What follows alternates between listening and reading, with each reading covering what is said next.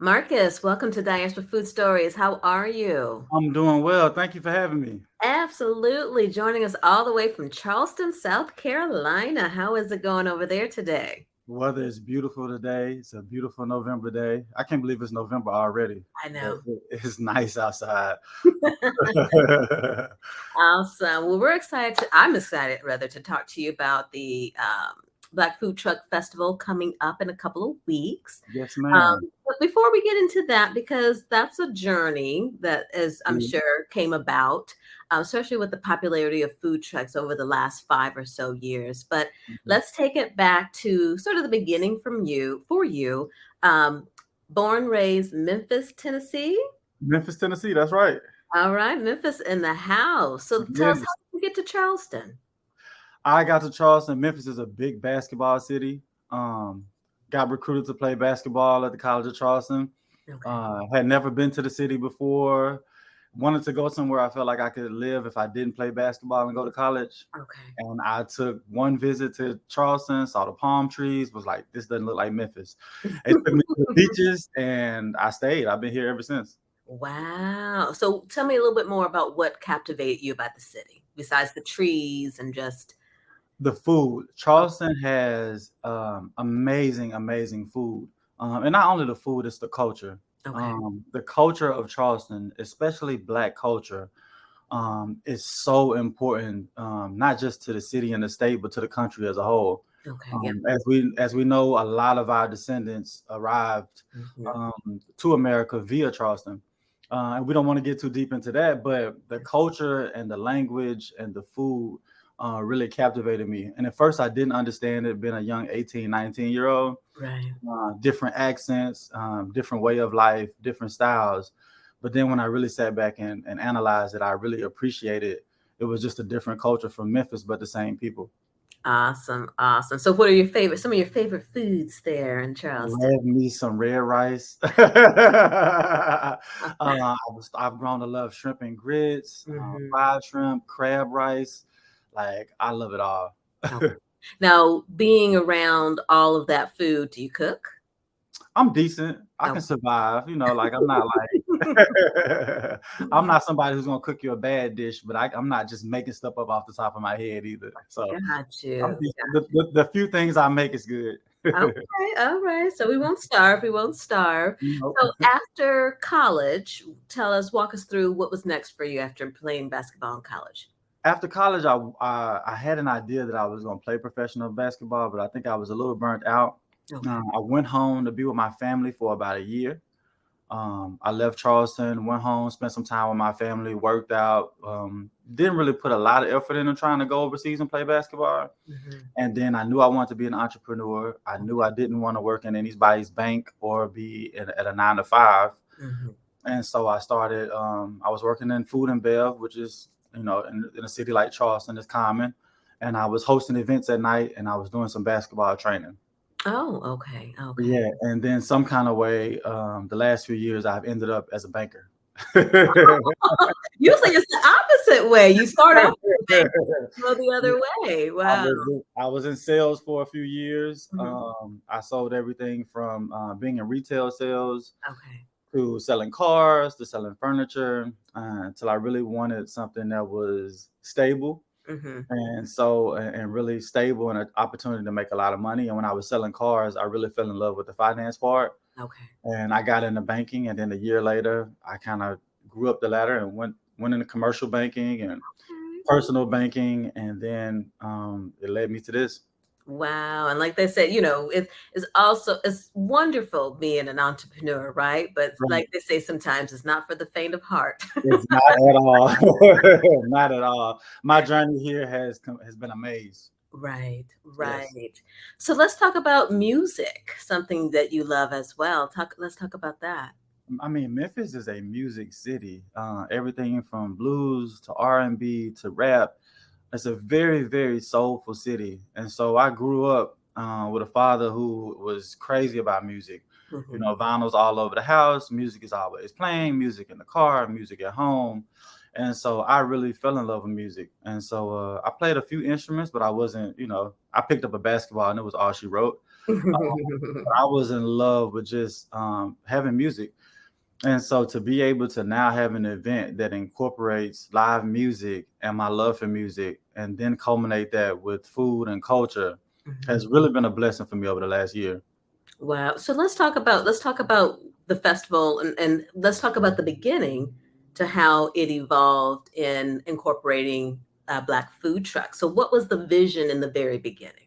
Well, I have been hosting events up until about every year I've been in Charleston. I've had some kind of event or another, whether it be a party or a birthday party or a karaoke event, just different ideas Mhm. to really get people out and bring people together. And I wanted to do a festival. I always wanted to do an event that everybody could come to, from kids from 5 to their grandmothers and great grandmothers could come out and everybody could be together and have a great time. And I had a festival idea, and I was thinking about it, but it still didn't involve everybody like I wanted it to. And so I went to a food truck festival here in Charleston, and it was beautiful, but there weren't many of us. Okay. The food I didn't it was good, but there weren't a lot of food trucks that looked like me.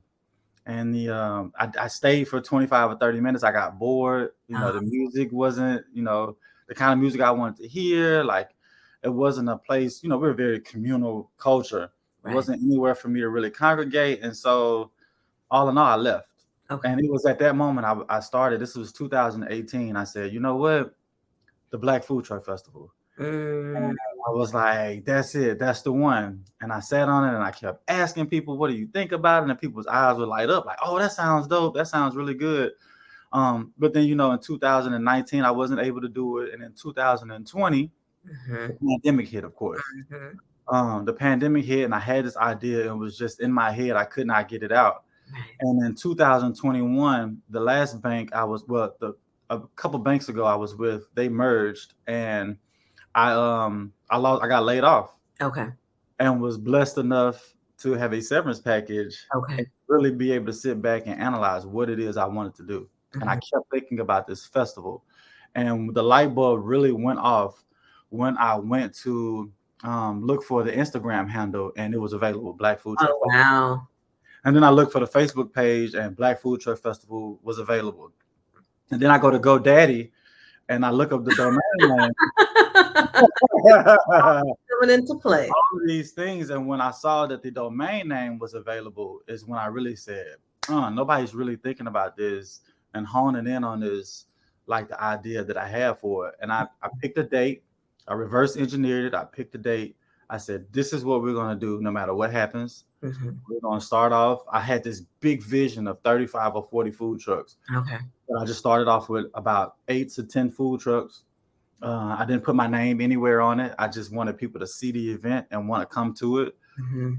I didn't want people to come or not come because it was me. I just want people to see it and say, man, that looks exciting. That looks fun. And so we found a small pavilion that was connected to a minor league soccer team here. And we Okay. had the event there. We had about 15 vendors overall, everywhere from desserts and funnel cake stands and things like that. And Mhm. then we had about 8 food trucks. Okay.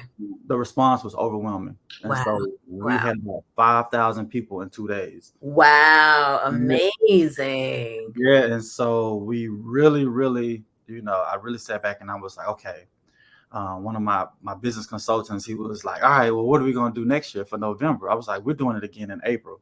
He Mhm. was like, twice a year. I was like, yeah, we're doing it again. Mhm. So we did it again in April. We listened to the community. The lines were long because we weren't expecting that many people Okay. in such a confined space. And so we opened it up and we brought about 35 to 40 food vendors Okay. in April, moved to a bigger space. And it still wasn't quite big enough because we ended up having 15,000 people in April Oh my over 2 days. So the community is responding, the state is responding, the region is we've built something that people really want, which is live music all day. We have live bands, we have DJs, we have, for the adults that want to go to the back and smoke a cigar, or we have a little hookah lounge in the back. We've got kids games on the opposite side where kids goodness. can play Velcro soccer and video game trucks. And so we really expanded it and tried to figure it out. And this was a vision that I thought would take 3 to 5 years, Mhm. and took about 6 months. And Wow. so Now, this will be our third one. We're celebrating our 1 year anniversary, November 19th and 20th. And so we're expecting around the same number, but we never know. The weather's going to be beautiful in November. It got a little hot in April. We weren't expecting that, but it did get hot. But in November, we're expecting beautiful weather, another amazing turnout. We have awesome bands. We've added food trucks. We're really trying to master it before we scale a little bit bigger. Yeah. Because we did scale kind of fast, Okay. going from November of last year to April, and having that many people come out. I remind people all the time that we're a small business. We're still trying to make sure that everything works in everybody's favor, especially for the customer. Right. And so we don't want to scale too fast. And right now, we're just trying to master what we have and Gotcha. really everybody really increase the value of that customer experience, because we still want people to come. I love the music. I'm a big fan of the music, bands all day. So let's talk about some of the artists who we're going to have there. Who are some of the artists? We have Greg Loney from the Greg Loney Experience. He's local here in Charleston, South Carolina. Okay. And then we have two bands from Atlanta on Saturday. So Greg Loney will be there Saturday at 12:30. But then after that, we have the Trap Jazz All Stars from Atlanta. And we have the Red Sample Band from Atlanta as well, who will be there Saturday. And they are rocking. They've got the horns, the tubas, the saxes. They've got everything you need will be out there. Aside from that, we have on Sunday, we have starting off as the Psychedelics, who are a young group from Charleston, South Carolina. And the beautiful thing about that, if you haven't heard the Psychedelics, you can go to Black Food Truck Festival on YouTube, and on our channel, we do have videos of all of our performances from April. Okay. So they performed in April. They kill it. They have an amazing set. After them, we have another band from Charleston who is Black Noise. Okay. They do a great job. And to round it off, a band from Florence called the Live in the Flesh Experience will be there. And also, we've added an event to the weekend. Sunday night, we will have a concert featuring our very own entertainment director, who is LaFay and the Fellas, who has performed at the last two festivals. You can find her on our YouTube channel as well. But we also have the MVP band, which is a Grammy-nominated band. Tank, the R&B singer, it's his official band. They'll be Sunday night. We'll have a big concert celebrating the 1 year anniversary, and that's how we're going to close it off. Wow. So now, is this sort of that fun atmosphere of bring your lawn chairs and listen to the music, or how's that set up? Absolutely. So at the fairgrounds, it's like a big circle. So a lot of people, what they did in April, they were able to bring their lawn chairs and sit wherever they wanted. But it's an amphitheater style. Okay. So you can come and sit in the amphitheater and listen to the music all day. And the music never stops. Everybody knows I'm strict on that. The music doesn't stop. So as soon as one band goes off, the DJ will be coming on. As soon as the DJ goes off, the band will be coming on. We're trying. And I like to be transparent with everybody that comes. And the 10-year review on the weather in April was about 71 degrees, and it ended up being 85 degrees. And so we're trying to figure out in April how to add more shade and have that space more inviting in the amphitheater, because it's a really nice amphitheater where everybody can just come, first come, first serve seating. And then in November, we want to be prepared that if the sun is out, how can we make it more inviting? So we're trying to add awnings and playing with different events, so tents, and how to get people over there who just want to sit and listen to the music all day. Wonderful. So the food trucks that are going to be out there, how did you engage them, and what were their initial thoughts? In November, that's a good question. In November of last year, you got this guy coming to you with an idea, and you don't know, it has to be profitable for them. Of course, it sounds amazing, and we can talk about it because we know people are going to be there now. But in last November, I'm talking to people, and I went to the food truck festival that I mentioned earlier, and I saw a lady there. Her name was Falami Jeter. She owns Piece of Soul Vegan out of Columbia.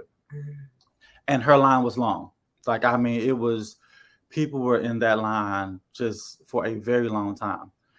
And so I said, you know what, if I can get somebody who is as popular as her to commit to the event, then that can be the cornerstone and the foundation of, I know some people are going to follow her to come. Right. And so I go up to her, I tell her my idea probably a year before I want to do it.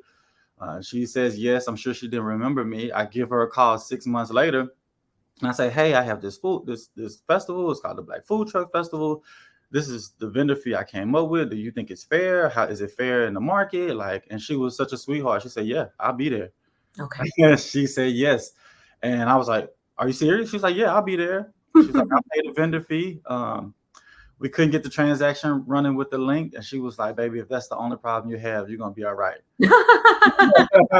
And so she really made it easy. The next two food trucks, I was able to come to them, Sweetgrass Food and Bourbon Street Catering. I was able to ask them if they wanted to come, and they joined in. And then I hit a stall. After that, the next few food trucks that I wanted to be in the festival, they had a ton of questions. You know, how many people are going to be there? I don't know if this is worth my time. I don't know if I should pay you this much money, and I don't know, if people are going to be there. And it was really hard to get the next few food trucks to really commit to coming out. I really had to sell them on the idea, really sell them on my marketing plan, and like, we're going to have people out there. Like, people are going to be out there. I gave away 500 free tickets. Okay. Just so they can know that somebody is going to be there. Right. And so they committed. And then once we started running ads on Facebook, that's what I learned the first time after we had all our food trucks. People just started rolling in. They just started wanting to be a part of it.